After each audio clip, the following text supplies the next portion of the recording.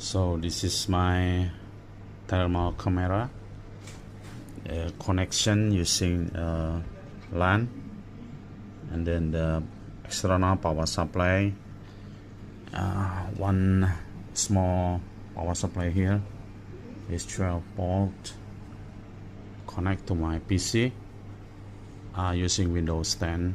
So this equipment helped me a lot, the thermal camera, to find out which part is damaged or fail for the fast way. So let me check. It's a blank.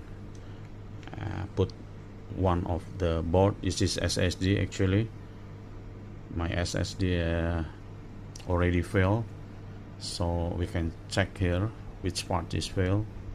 Okay, see here the temperature is displayed here about 62 degrees Celsius. So I suspect this component failed.